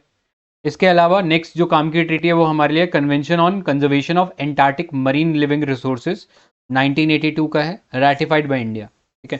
तो जो भी कन्वेंशन है on the conservation of Antarctic marine living resources, या इस रीजन में जो भी बायोडाइवर्सिटी रह रही है, उन सब का हम प्रोटेक्शन करेंगे। नेक्स्ट है protection on the environmental protection to the environment treaty, sorry protocol on environment protection to the Antarctic treaty. तो अगेन क्लियर हो जाना चाहिए, प्रोटोकॉल मतलब एक ट्रीटी के अंदर ही कुछ सेट ऑफ रूल्स है जो कि मैड्रिड प्रोटोकॉल के नाम से भी जाने जाता है और 1991 में आए थे और इंडिया ने इसे भी साइन कर रखा है। ठीक है, तो ये चीज़ें क्लियर होनी चाहिए। अब बात करते हैं इंडिया का क्या रोल है एंटार्क्टिक में। तो हमारा जो इंडियन एंटार्क्टिक प्रोग्राम चल रहा है उसके अंडर हम लोगों ने 3 रिसर्च बेसिस बनाए एंटार्क्टिका में। तीनों के नाम पता होना चाहिए। पहला है दक्षिण गंगोत्री, फिर है मैत्री और फिर है भारती। ठीक है, तो दक्षिण गंगोत्री तो अब पुराना हो चुका है, वो अब डिफंक्ट हो गया है, बट अब हमारे पास केवल 2 ऑपरेशनल यहाँ पे रिसर्च स्टेशन है, विच इज़ मैत्री एंड भारती। ठीक है, दोनों के नाम पता होने चाहिए, मैत्री भारती। आर्टिक सर्कल में कौन सा है हमारा रिसर्च स्टेशन, को बता सकता है? हिमाद्री। हिमाद्री एंड इंडार्क। हिमाद्री है। ठीक है, तो याद रखना। अब रिसेंटली, मतलब रिसेंटली तो नहीं, अब तो 2 साल हो गए इस बात को, एक एंटार्क्टिका एक्ट भी आया था हमारे पास 2022 के अंदर। तो इंडिया ने बेसिकली जो एंटार्क्टिका ट्रीटी है उसको इम्प्लीमेंट करने के लिए ये जो एंटार्क्टिका एक्ट था इसको पास किया था, राइट। और बाकी जो प्रोटोकॉल से इससे रिलेटेड उन सबको इफेक्ट देने के लिए ये जो एक्ट था इसको पास किया गया था। इसके थ्रू एक कमेटी का एस्टैब्लिशमेंट है, committee on Antarctic governance and environmental protection. ठीक है, एक कमेटी बनी जिसके थ्रू जो भी इंडिया के आर्टिक प्रोग्राम्स होंगे उनको मैनेज किया जाएगा। इसके साथ साथ एक परमिट सिस्टम होगा। लेट्स से मेरे को कभी एंटार्क्टिका में जाके कोई मिशन कंडक्ट करना है, तो अब मुझे पहले सेंट्रल गवर्नमेंट से परमिशन लेनी पड़ेगी। ठीक है, और वो परमिशन के थ्रू मुझे एक परमिट मिलेगा और उस परमिट के थ्रू ही मैं वहाँ पे जाके कुछ काम कर सकता हूँ। इसके अलावा एक एंटार्क्टिक फंड बनेगा।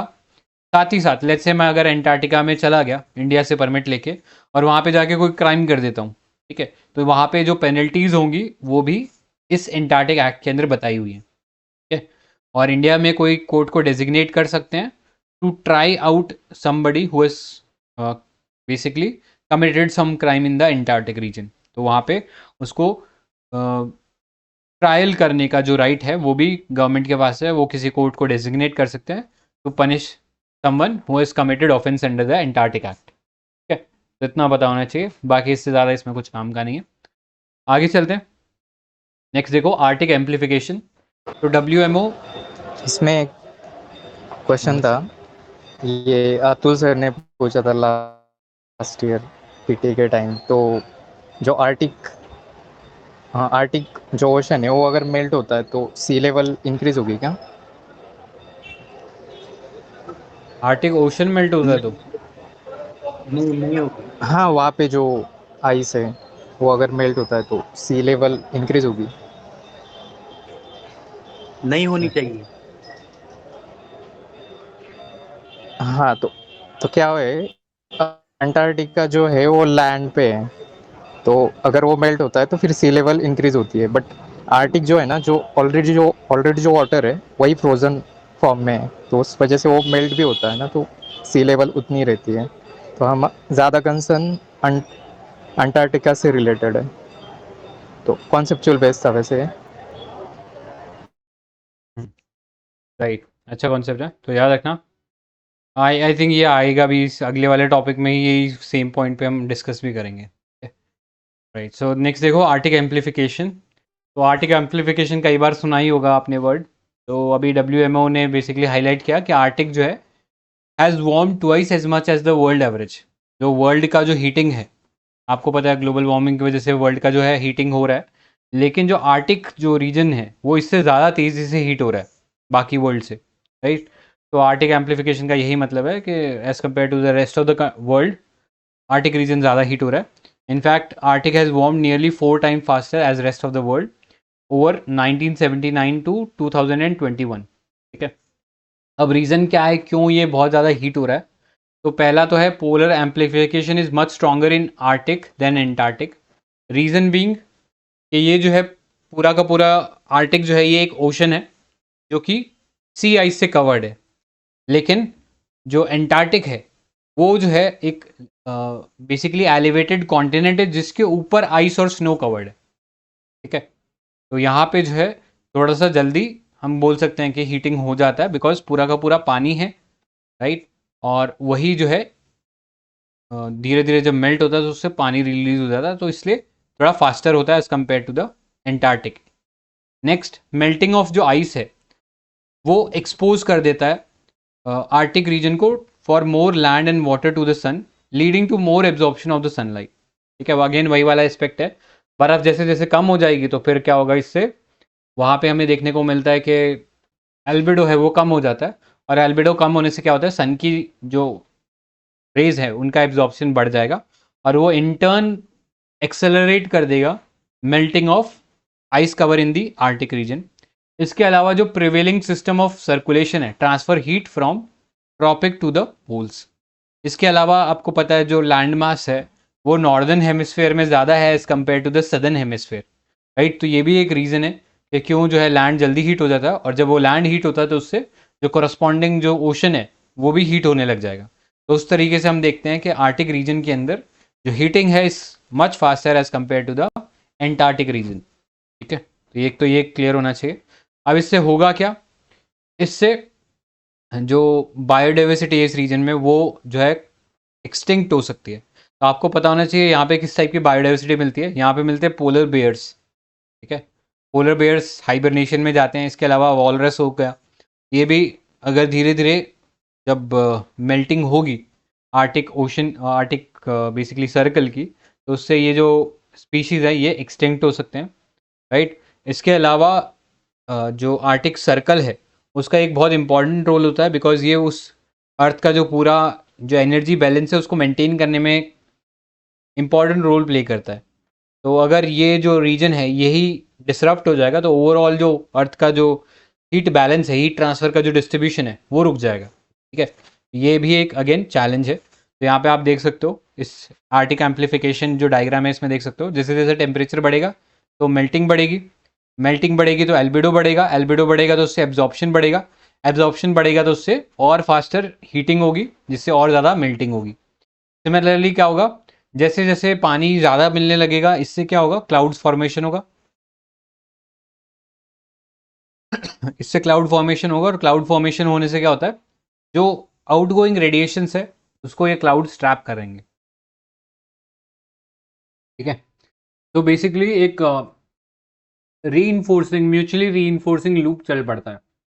ये एक इफेक्ट जो है वो दूसरे इफेक्ट को और रीइंफोर्स कर रहा है, जिससे ओवरऑल जो मेल्टिंग है आर्टिक आइस की वो और फास्टर हो जाती है। ठीक है, तो ये पता होना चाहिए, ये कॉन्सेप्ट है आर्टिक एम्प्लीफिकेशन का। मेंस वगैरह में आए तो उसमें ये डायग्राम ज़रूर बना के आना, काफ़ी काम आएगा। अब इसके अलावा साथ ही साथ यहाँ पे बहुत सारी इंडिजिनियस स्पीशीज़ रहती है। ठीक है, ट्राइबल पॉपुलेशन भी रहती है यहाँ पे, जैसे इनुपियत, इनुयत और यूपिक। ठीक है, प्रोनाउंसिएशन हो सकता है गलत हो, बट याद रख लेना, स्पेलिंग थोड़ी सी अजीब सी है, तो आप फिगर आउट कर सकते हो कि ये बेसिकली इंडिजीनियस पॉपुलेशन है जो इन रीजन्स में रहती है। ठीक है, तो ये पता होना चाहिए।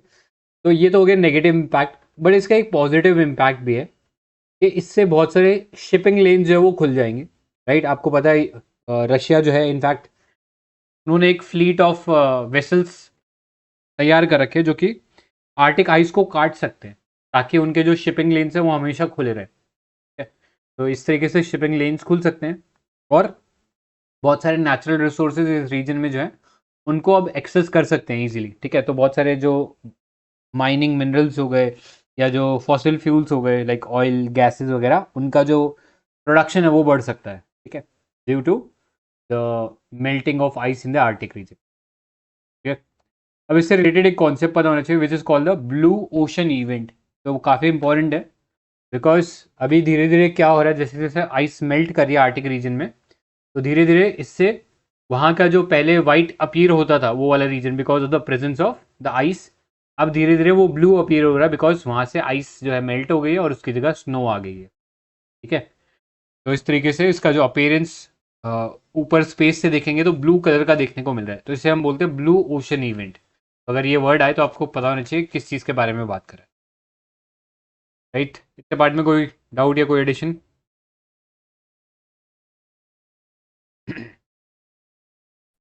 2022 और 2023 में क्वेश्चन पूछा था पोलर कोड्स पे। Right, polar code sometimes seen in the news is related to which of the following? उसमें बाकी ऑप्शंस तो मतलब एलिमिनेट कर सकते थे, लेकिन दो ऑप्शन में प्रॉब्लम था. एक में था कि set of rules and regulations to be followed by scientist working in Antarctic region, और दूसरा था कि rules and regulations for ship passing through polar regions. तो इसमें से क्या लगता है पोलर कोड किससे रिलेटेड होगा?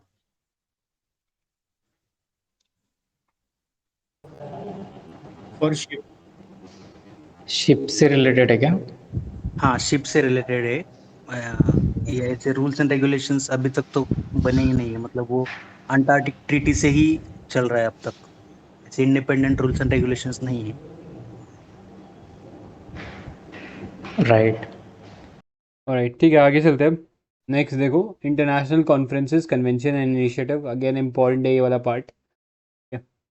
तो पहला देखो, 28th conference of party, COP 28. तो बहुत इंपॉर्टेंट है, मतलब इसको तो रट लो, राइट. इससे रिलेटेड जो भी एस्पेक्ट है सारे पता होने चाहिए आपको. तो ये जो 28th कॉन्फ्रेंस ऑफ पार्टी हुई थी of the UNFCCC, which is United nation framework convention on climate change. This was held in Dubai, UAE. ठीक है, अब ये जो कॉन्फ्रेंस था इसमें क्या क्या आउटकम निकले ये पता होना चाहिए. ठीक है, तो एक तो ये पता होना चाहिए, इससे पहले वाला कॉप कहाँ हुआ था, किसी को पता है? COP 27, Egypt. Sharm Correct. Egypt. Sharm Sheikh, Sharm el Egypt. Sheikh. और इसके बाद जो होंगे COP 29 और COP 30, तो वो अजरबैजान और ब्राज़ील में होंगे, ये पता होना चाहिए. नेक्स्ट की आउटकम्स की बात करते हैं. COP 28 के क्या क्या की आउटकम्स है. पहला था operationalisation of loss and damages fund, which was first announce in COP 27 शर्म el शेख, इजिप्ट इन 2022. ठीक है, तो लॉस एंड डैमेजेस फंड में बेसिकली यही था कि जो डेवलप्ड नेशंस ने जो पॉल्यूशन किया है, ग्लोबल वार्मिंग किया है, उसका इफेक्ट जो मिडिल इनकम या लो इनकम या स्मॉल आइलैंड डेवलपिंग नेशंस झेल रहे हैं, तो ऐसे में उन्हें कुछ प्रोटेक्शन या कुछ कंपनसेशन मिलना चाहिए. ठीक है, तो ऐसे में लॉस एंड डैमेजेस फंड ऐसी कंट्रीज़ को बेसिकली सपोर्ट करता है वो are facing the risk of climate change like rising sea level, heat waves या क्रॉप फेलियर एक्सेट्रा. तो इन कंट्रीज़ को उस फंड से पैसा मिलेगा. ठीक है, तो ये जो था लॉस एंड डैमेजेस फंड का जो बेसिक एस्टैब्लिशमेंट है या इसका जो बेसिक आइडिया है, this was formed during the Warsaw international mechanism for loss and damages which was established eight COP 19 in 2013 in Warsaw, Poland. ठीक है, तो पहली बार ये जो आइडिया है लॉस एंड डैमेजेस फंड बनाना चाहिए, ये वॉर्सो जो COP हुआ था COP 19 इन 2013 उसके थ्रू आया था. वहाँ पे हम लोगों ने वॉर्सो इंटरनेशनल मैकेनिज्म बनाया था for the loss and damages. तो ये वर्ड आ जाए Warsaw international mechanism, so you should know कि ये लॉस एंड डैमेजेस से रिलेटेड है.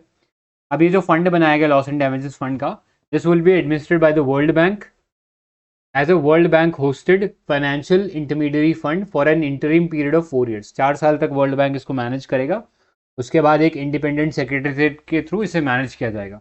राइट, तो ये था about the loss and damage fund. इसके अलावा 83.9 बिलियन जो US डॉलर्स की फंडिंग है, that has been mobilised to finance climate या क्लाइमेट फाइनेंस के अंदर डिफरेंट जो फंड्स है उसके अंदर डाले जाएंगे, जैसे कि green climate fund, adaptation fund, least developed countries fund और स्पेशल कैपिटल चेंज फंड.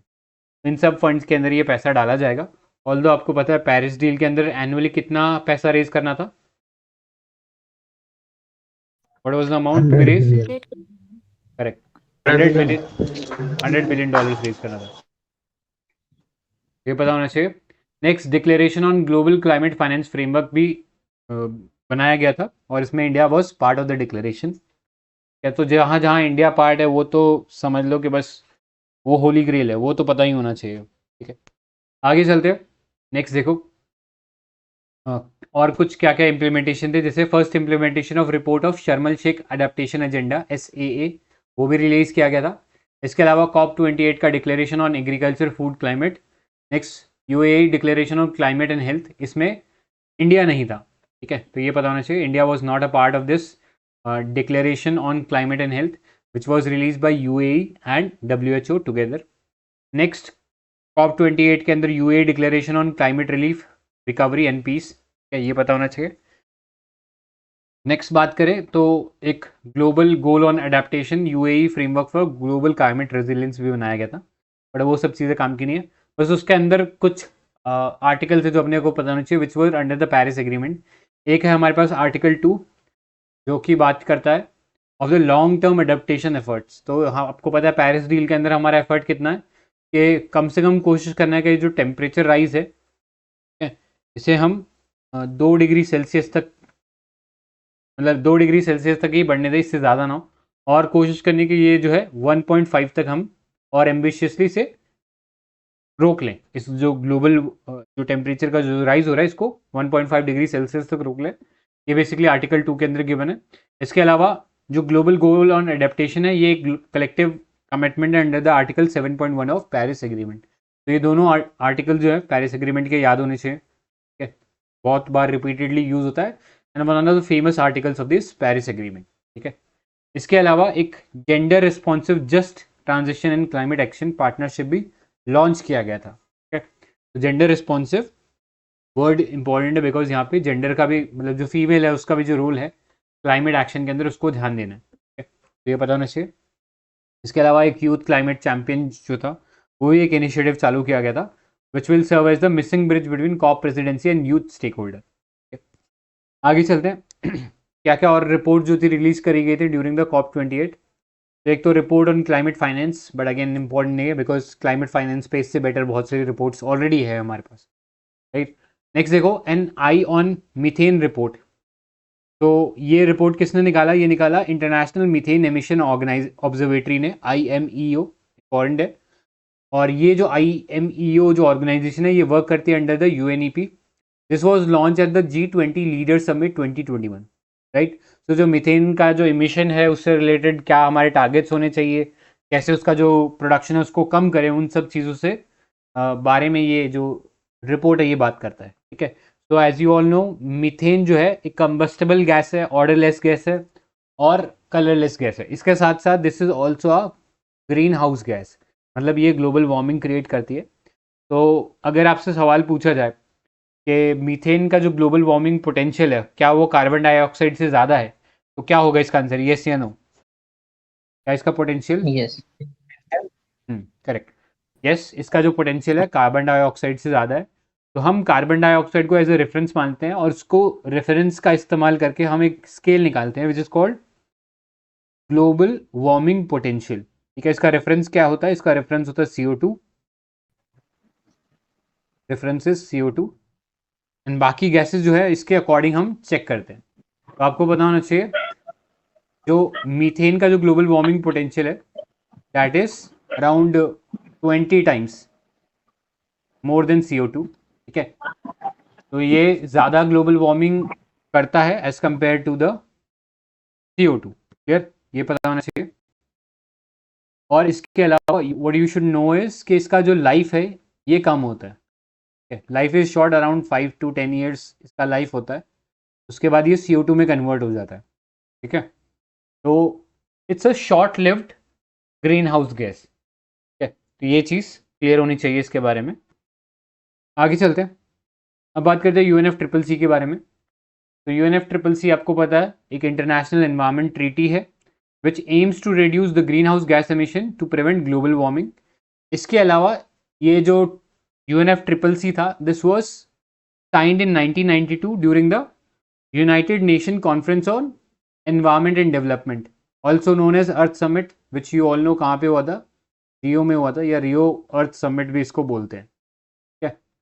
इसके साथ साथ 3 सिस्टर ऑर्गेनाइजेशन भी निकली थी, नाम बता सकते हो इसी समिट के दौरान? नहीं आइडिया? UNCCD और BCD, P बायोडाइवर्सिटी, CBD, हाँ। Very good. तो ये 3 ऑर्गेनाइजेशन, इनको सिस्टर ऑर्गेनाइजेशन भी बोलते हैं, इनके बारे में बाद में पढ़ेंगे, अभी बस UNFCCC के बारे में याद रखना। रियो अर्थ समिट के दौरान ये पैदा हुआ और सेक्रेटरीट कहाँ है? बॉन, जर्मनी में है। इंडिया भी इसका मेंबर है। अब इसके 2 मेजर एग्रीमेंट्स थे, एक था क्योटो प्रोटोकॉल पहला, ठीक है, कब आया था? 1997 में। It was entered into force इन 2005। इसमें एम ये था कि जो ग्रीन हाउस गैसेस का हम जो बिना रुके एमिशन कर रहे हैं उसको थोड़ा रिड्यूस करें, ठीक है, और उसको लिमिट में लाने की कोशिश करें। तो इसके जो टारगेट्स थे ये लिमिट एंड हो गए थे इन द ईयर 2020, और 2020 से फिर उसके बाद में हमें एक नया एग्रीमेंट चाहिए था, तो इसलिए हम लोगों ने पेरिस एग्रीमेंट चालू कर दिया, right. This was adopted in 2015। COP बता सकता है कोई, कॉप कौन सा था ये? कॉप का नंबर क्या था? कॉप 21 था, ठीक है। ये बहुत इंपॉर्टेंट कॉप था, इसके थ्रू पेरिस एग्रीमेंट आया। This was adopted in 2015, it was legally binding और it entered into force in 2020।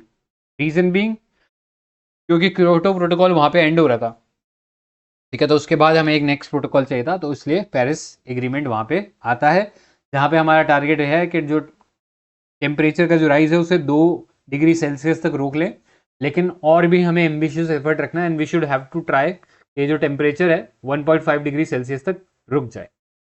ये टारगेट्स थे इसके, जो are also given under the article 2 of the Paris agreement, ठीक है, ये बताना चाहिए। नेक्स्ट रिपोर्ट्स जो रिलीज करता है UNFCCC, उसके बारे में थोड़ा आइडिया होना चाहिए। एक रिपोर्ट है global stocktake GST technical synthesis report, ठीक है। अब ये जो रिपोर्ट है ये बेसिकली जो कंट्रीज़ हैं उनका क्या प्रोग्रेस है पेरिस एग्रीमेंट की तरफ, उसको एसेस करता है। और ये जो ग्लोबल स्टॉक टेकिंग जो रिपोर्ट है ये बेसिकली हर 5 सालों में निकाला जाता है, राइट। अब ये जो ग्लोबल स्टॉक टेक है ये बेसिकली नज करता है कंट्रीज़ को या मेंबर्स को अंडर द पेरिस एग्रीमेंट कि वो कुछ 8 स्टेप्स फॉलो करें so as to reduce the greenhouse gas emission, ठीक है। अब ये टर्म्स पढ़ने की ज़रूरत नहीं है, ये सारी टर्म्स आपको पता ही है कि रिन्यूएबल एनर्जी कैपेसिटी बढ़ानी है, फेस डाउन करना है अनअबेटेड कोल पावर को, और बहुत सारे जो एमिशन हैं रोड ट्रांसपोर्ट सेक्टर से उन्हें कम करना है, इनएफिशिएंट फ्यूल सब्सिडीज़ को फेज आउट करना है, राइट। सो ये सब चीज़ें आपको पता है, वो मेरे को बताने की ज़रूरत नहीं है, बस ये याद रख लेना। ये global stocktake technical synthesis report UNFCCC निकालता है, और इसके अंदर 8 गोल्स हैं जिसके ऊपर कंट्रीज़ का जो प्रोग्रेस है ऑन रिड्यूसिंग द एमिशन उसको मेजर किया जाता है। आगे देखो, नेक्स्ट पेरिस एग्रीमेंट है, पेरिस एग्रीमेंट सिंथेसिस रिपोर्ट। तो ये अगेन जो कंट्रीज़ का जो नेशनली डिटरमाइंड कंट्रीब्यूशन है उसको एसेस करता है, राइट। तो उसको एसेस करने के बाद इन्होंने इस रिपोर्ट में ये बताया कि ये जो NDCs हम लोग इम्प्लीमेंट कर रहे हैं इससे जो हमारा एमिशन है that will increase by 8.8% by 2030 relative to the 2010 level. इसके अलावा 40% of the parties have outline the role of local communities और ट्राइबल पीपल या indigenous people in the achievement of nationally determined contribution. ये report जो है इसके अंदर UNFCCC ने बताया कि 40% कंट्रीज ने माना है कि ट्राइबल का बहुत इंपॉर्टेंट रोल है एनवायरमेंट को प्रोटेक्ट करने में, ठीक है। और जो NDCs हम फॉलो करेंगे उससे जो एमिशन होगा वो 8.8% बढ़ जाएगा, ठीक है, by the year 2030 relative to 2010 levels, clear. आगे देखो कुछ और इनिशिएटिव जो कि COP 28 के दौरान लिए गए। तो पहला था ग्लोबल ग्रीन क्रेडिट इनिशिएटिव। ये इंपॉर्टेंट है बिकॉज इंडिया ने इसे लॉन्च किया, ठीक है, याद रखना, global green credit initiative India ने लॉन्च किया है। तो this would be an international platform for dialogue, collaboration and exchange of innovative environmental program and instrument. इसे global platform for nature's ecological transformation नाम से भी जाना जाएगा। तो कंफ्यूज मत होना, ये जो नाम है और ये जो नाम है दोनों एक ही है, दोनों में से कोई भी नाम यूज़ करके डाल देगा आपको क्वेश्चन। तो आपको पता होना चाहिए इंडिया का इनिशिएटिव है, इंडिया ने इसे लॉन्च किया था, और इसके अंदर बेसिक पर्पस ये है कि जो टेक्निकल नॉलेज है about various green credit initiatives, green credit मतलब एनवायरमेंटल एक्शंस हैं जो कि कोई भी कम्युनिटी, प्राइवेट इंडस्ट्री या इंडिविजुअल लेता है, उसके बारे में एक रिपोजिटरी हम लोग तैयार करेंगे ताकि बाकी कंट्रीज़ भी उसे इम्प्लीमेंट कर सके या बाकी लोग भी उसे अपने कंट्री में इम्प्लीमेंट कर सके, ठीक है। तो याद रखना यहाँ पे कम्युनिटी भी हो सकती है, प्राइवेट इंडस्ट्री भी हो सकती है और इंडिविजुअल भी हो सकता है, राइट। इसके अलावा इस पर एक ग्रीन क्रेडिट सिस्टम रहेगा जो कि एक फुली डिजिटल ट्रेडेबल इंस्ट्रूमेंट रहेगा फॉर एनवायरमेंट सस्टेनेबिलिटी। नेक्स्ट इसमें एक ग्रीन क्रेडिट पोर्टल भी होगा जो कि एक रेपोजिटरी की तरह काम करेगा, जहाँ पे जो भी अक्रॉस द वर्ल्ड किसी ने भी अगर कोई अच्छा एनवायरमेंटल एक्शन लिया है, उसके बारे में सारा का सारा जो डेटा है वो प्रेजेंट रहेगा, ठीक है, ताकि बाकी कंट्रीज या ऑर्गेनाइजेशन या इंडिविजुअल्स उसके बेसिस पे एक्शन ले सके, ठीक है। सो एक ग्लोबल बेस्ट प्रैक्टिसेस के लिए हम लोग एक रिपोजिटरी बना रहे हैं, ठीक है, जो पता होना चाहिए। तो ये वाला पार्ट इंपॉर्टेंट है, कम्युनिटी, प्राइवेट इंडस्ट्री और इंडिविजुअल्स भी इसमें पार्टिसिपेट करेंगे, और ये वॉलेंट्री बेसिस पे होगा, मतलब किसी पे बाइंडिंग नहीं है, this would be voluntary basis. Next देखो, नेक्स्ट है global renewable energy efficiency pledge. So इसमें इंडिया नॉट अ पार्टी है, ठीक है, इंडिया ने इसको साइन नहीं किया, तो ये एक चीज पता होना चाहिए। और आपको पता होना चाहिए क्यों नहीं साइन किया, बिकॉज यहाँ पे बात हो रही थी फेज डाउन ऑफ अनअबेटेड कोल, ठीक है। तो इंडिया ने तो अभी रिसेंटली MMDR एक्ट को चेंज करके प्राइवेट कंपनीज को अलाउ किया कि वो कोल निकाल सके, राइट। तो ऐसे में इंडिया नहीं चाहेगा कि हम ऐसी कोई प्लेज में शामिल हो जाएं जहाँ पे ये कोल का जो प्रोडक्शन है उसको कम करने की बात करें। नेक्स्ट देखो, ग्लोबल कूलिंग प्लेज, ये UAE ने चालू किया था, इंडिया इसमें भी सिग्नेटरी नहीं है। इसमें जो वर्ल्ड का जो कूलिंग का जो डिमांड है और उससे निकलने वाला जो एमिशन है उसको हमें रिड्यूस करना है bye at least 68% bye the year 2050, और इंक्रीज करना है sustainable cooling bye the year 2030, ठीक है। तो ये पता होना चाहिए। नेक्स्ट देखो, fossil fuel oil and gas decarbonisation charter, OGDC, this was signed by 50 companies, private companies थे इसके अंदर। तो उन्होंने एक चार्टर बनाया जहां पे वो इंश्योर करेंगे कि वो उनका जो ऑयल और गैस जो इंडस्ट्री है उसके अंदर क्लाइमेट रिलेटेड इनिशिएटिव्स वो ले, ठीक है। इससे ज्यादा इसमें कोई काम का नहीं है। आगे चलते हैं। नेक्स्ट देखो, अफ्रीका ग्रीन इंडस्ट्रियलाइजेशन इनिशिएटिव, नाम से ही पता लग रहा है अफ्रीका के अंदर जो इंडस्ट्रीज है वो बेसिकली ग्रीन इनिशिएटिव्स की तरफ आगे बढ़े, इसके लिए ये लिया गया था, ठीक है। तो इट्स नॉट वेरी इंपॉर्टेंट, आगे चलते हैं। नेक्स्ट देखो, G7 climate club led by Germany and child along with 36 countries, ठीक है। तो अगेन इंडिया भी इसका पार्ट नहीं है, इसलिए इंपॉर्टेंट है। तो ये एक ओपन, कोऑपरेटिव और इंक्लूसिव फोरम है और क्लाइमेट एम्बिशियस कंट्री जो कि पेरिस एग्रीमेंट के अंदर जो काम कर रही है उसको एक दूसरे के साथ शेयर कर सके।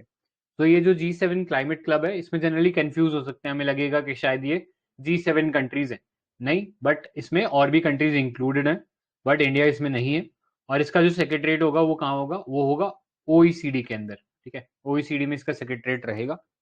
आगे चलते हैं। नेक्स्ट देखो, allied climate partners platform, right. So यहाँ पे बहुत सारे जो फिलेंथ्रोपिक इन्वेस्टमेंट ऑर्गेनाइजेशन है, जैसे कि आर्नोल्ड वेंचर्स, राइट, और बेजोस अर्थ फंड हो गया, ये सारे जो बड़े बड़े बिलियनियर्स या ट्रिलियनियर्स है, वो बेसिकली अपना पैसा जो है एनवायरमेंट फ्रेंडली एक्टिविटीज में लगाने के लिए उन्होंने ये अलाइड क्लाइमेट पार्टनर्स प्लेटफॉर्म बनाया। इससे ज्यादा इसमें जाने लायक कुछ नहीं है। आगे देखो, नेक्स्ट है एल्टेरा फंड। तो एल्टेरा फंड जो है ये UAE ने अनाउंस किया था, ये एक $30 बिलियन का एक क्लाइमेट फंड बनाया गया, जो अपने आप में एक वर्ल्ड का सबसे बड़ा प्राइवेट इन्वेस्टमेंट व्हीकल है फॉर क्लाइमेट चेंज एक्शन, ठीक है। सो ये थोड़ा सा यूनिक है इन द सेंस कि इसे एक ऐसी कंट्री ने बनाया जो कि जिसका सारा का सारा वर्किंग ही कहीं ना कहीं फॉसिल फ्यूल के ऊपर डिपेंडेंट है, ठीक है। सो याद रखना, Alterra fund is announced by UAE और ये वर्ल्ड का एक लार्जेस्ट प्राइवेट इन्वेस्टमेंट होगा फॉर क्लाइमेट चेंज एक्शंस, ठीक है। तो ये इतना पता होना चाहिए। ऑलराइट, सो आगे चलते हैं। इंडिया का इनिशिएटिव्स देख लेते हैं, इंडिया के COP28 में क्या थे। तो एक तो इंडिया ने को लॉन्च किया leadership group for industry transition. तो नाम से पता लग रहा है बेसिकली इंडस्ट्री को ग्रीन इंडस्ट्री की तरफ या ग्रीन ट्रांजिशन की तरफ ले जाने के लिए ये जो इनिशिएटिव था लॉन्च किया गया था, और ये जो है लीड IT के नाम से चल रहा है इनिशिएटिव, लीड IT 2.00, ठीक है। तो को लॉन्च मतलब इंडिया के साथ एक और कोई कंट्री रहा होगा, तो आपको बताना चाहिए कौन सा कंट्री था। तो इंडिया और स्वीडन साथ में मिलकर लॉन्च किए at the UN climate action summit in 2019। अब ये उसका सेकेंड वर्जन है, ठीक है। तो ये पता होना चाहिए। आगे नेक्स्ट देखो, cohosted India and UAE event on green credit programmes at COP28। तो ये थोड़ी देर पहले हम लोगों ने देखा था, ग्रीन क्रेडिट जो इनिशिएटिव है वो इंडिया ने लिया था। तो एक वॉलेंट्री एनवायरमेंटल एक्शंस के लिए हम लोगों ने एक इनिशिएटिव बनाया है जहां पे कम्युनिटी, प्राइवेट इंडस्ट्री और इंडिविजुअल साथ में आके काम करेंगे। Next, India participated at mangrove alliance for climate MAC, ठीक है, mangrove alliance for climate ministerial meeting हुआ था COP 28 में, तो वहाँ पे इंडिया ने भी पार्टिसिपेट किया था। तो आपको पता होना चाहिए मैंग्रोव्स क्या है। Mangroves are ecotonal region, right. Ecotones होते हैं कहाँ पे लोकेटेड होते हैं? जनरली जो कोस्टल एरियाज होते हैं वहाँ पे लोकेटेड होते हैं, राइट।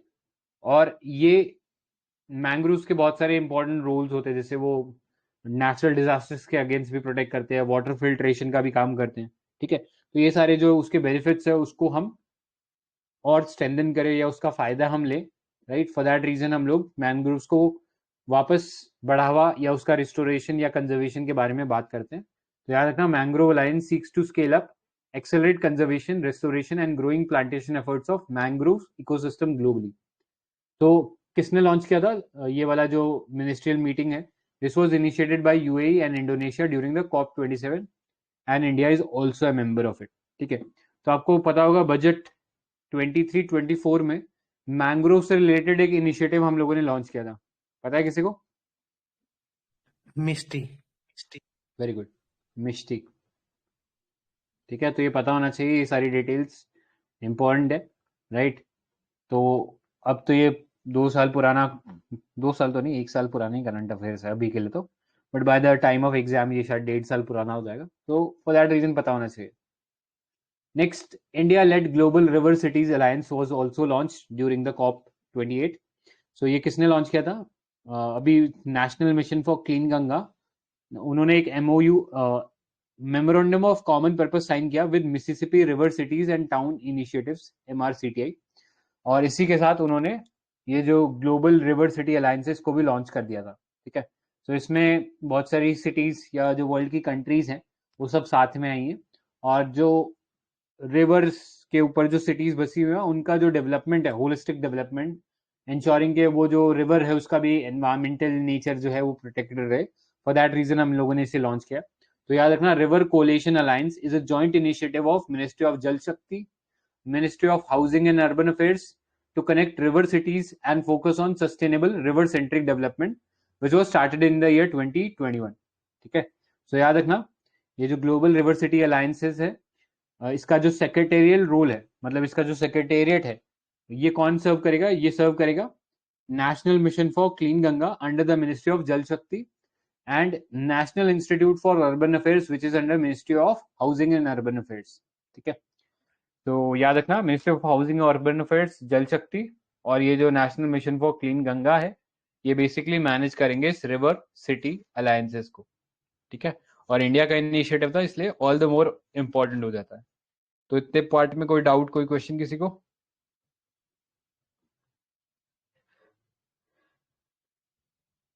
से ग्लोबल मीथेन इनिशिएटिव है, उसका पार्ट है क्या इंडिया? हाँ, उसका पार्ट है इंडिया। यस, प्लेज का नहीं है, इनिशिएटिव का पार्ट है, याद रखना। ठीक ये है। भी बहुत इंपॉर्टेंट क्वेश्चन है। Global methane pledge,